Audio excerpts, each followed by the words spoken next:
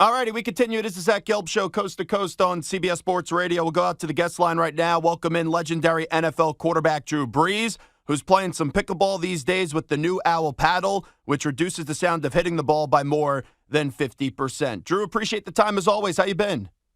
Yeah, I've been really good. You? Been fantastic. I got to start you off with the game last night. Eagles 9-1. They still haven't played their best football, and the record speaks for itself. But on the other side, you look at Kansas City, that's 3 straight games in the second half where they have not scored a point and have been shut out. Where's your concern level, even with how great Patrick Mahomes is, when you look at the Chiefs' offense right now? Yeah, you know what?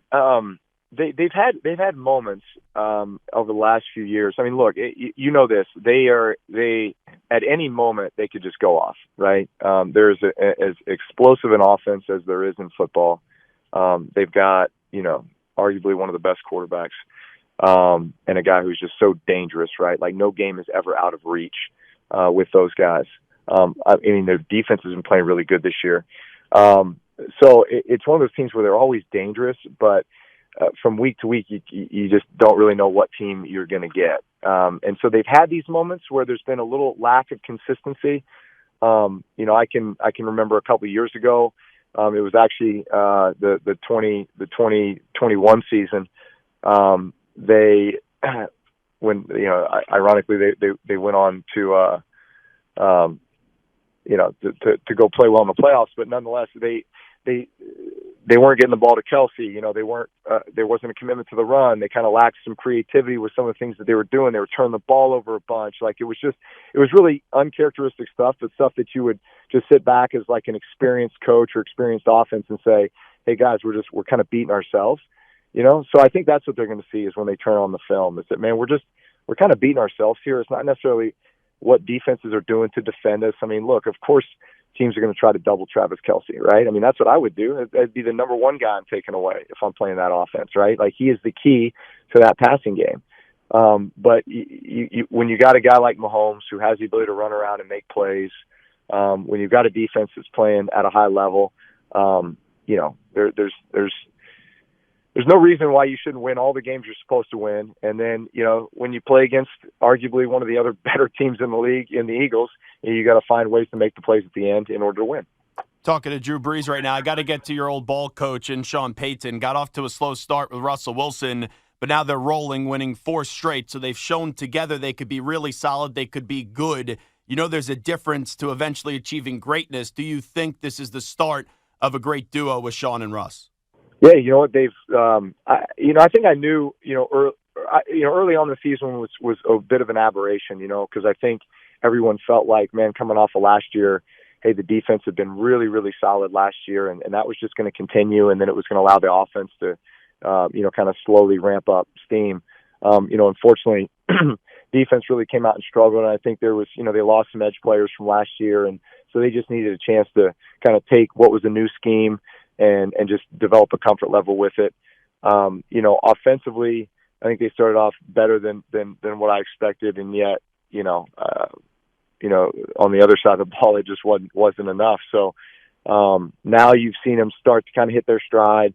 You can definitely feel like, man, everybody's bought in. Everybody understands the direction and the expectation level that, I'm sure Sean has put into place there, knowing him as a head coach. And I'm interested to see how the offense continues to progress because they definitely have some weapons. I think they've made a big commitment to the run game here over the last couple of weeks, especially. I think that really helps out what I think is one of Russell Wilson's great strengths, which is the play-action passing game and his ability to push the ball down the field. It doesn't feel like they've done that a lot, so I think there's still a ton of room for growth there, which would make them even more explosive. So if you can get there and combine a great run game and explosive play-action passing game with a defense that's playing well, then they become a really dangerous team. Talking to Drew Brees right now. We'll talk about what he's doing today with the Owl Paddle in just a bit, playing a lot of pickleball. I know that you've seen Joe Burrow go down for the year, unfortunately, Deshaun Watson as well. I know you haven't played since 2020, but if either of those teams called you, would you be interested in joining the Browns and Bengals for the rest of the way? No, you know what? My wife was born in Cleveland, so has a bunch of family there. That would be tempting. No, I'm just kidding. No, I'm very happy, coaching my kids and just being dad. I'll tell you, though, Cleveland has a damn good team, great defense, offensive line is solid. I think they just need a quarterback. Like, if you're interested, even if Tom Brady wants to unretire again, I think you guys could really go win something this year in Cleveland. I'll tell you what, that fan base deserves it. I know that. Well, let me ask you this. Have you ever thought about maybe unretiring through the last 3 years? I know you're happy now. I respect what you just said, but has there ever been a moment where you were close to coming on back? No, there was back my first year in retirement when I was actually working for NBC, and yeah, it was still kind of the crazy COVID stuff, and there was a moment where all the Saints quarterbacks were out either with injury or with COVID, and Sean asked me to come back and play in the Monday night game right after Christmas against the Dolphins, and I came really, really close to doing it, but I had obligations, other places that I felt like I needed to, follow through with. By the way, what are your view of the Saints right now? What do you think they could accomplish this year with what Dennis Allen and Derek Carr are doing? I think they've had their moments. They they went up to New England and had a big game offensively. They went to Indianapolis and had a big game offensively. Came back home and had another big game against the Bears offensively, and then go to Minnesota and Tampa, and you can point to some of these other games where it's like, man, it just didn't feel like they had great rhythm. Just kind of got just a lack of consistency, I'd say. So look, I think that's a team that has all the pieces in place, and they've got great veteran leadership. They got some talented young guys. Defensively, it's certainly a top 10, if not a top 5 defense. Offensively, man, they've got a lot of weapons. You got a guy in Derek Carr who's got command of the offense. So, there's really no reason why, every time those guys step on the field, you shouldn't expect them to win or be highly competitive. The record doesn't reflect that right now.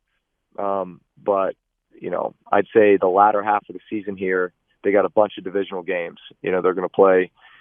They're going to play Carolina again. They're going to play Tampa again. They're going to play Atlanta twice.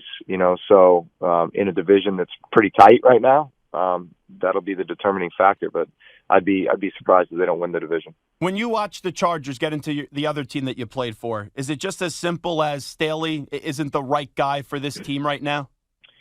I wouldn't say that.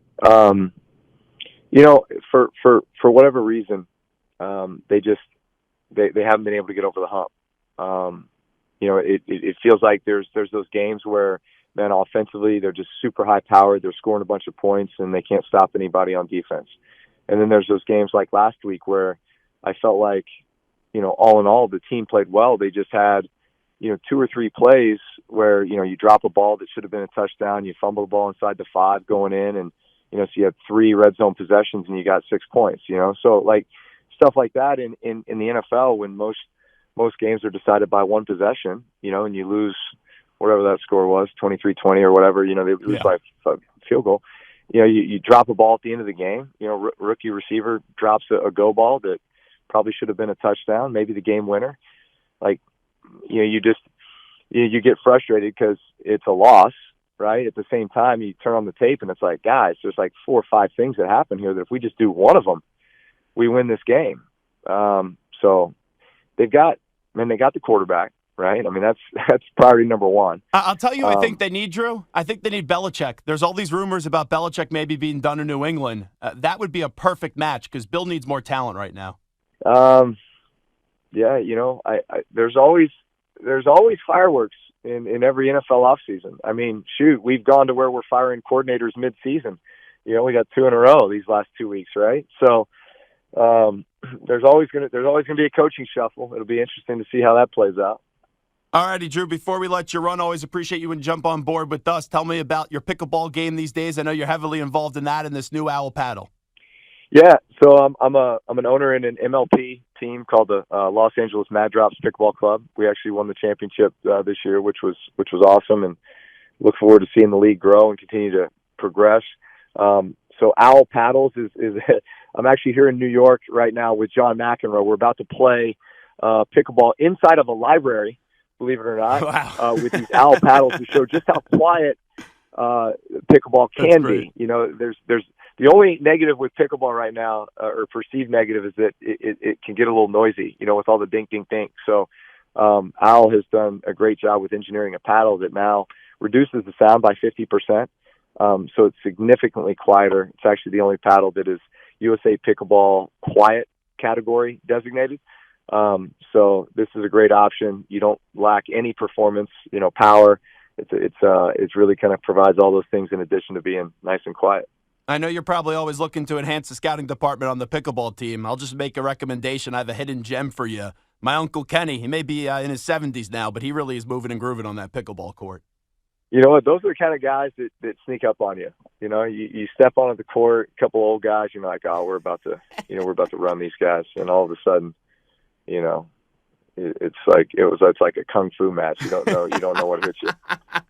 Drew, I know you got to run. Appreciate the time. You be well. Happy Thanksgiving. All right, man. You too.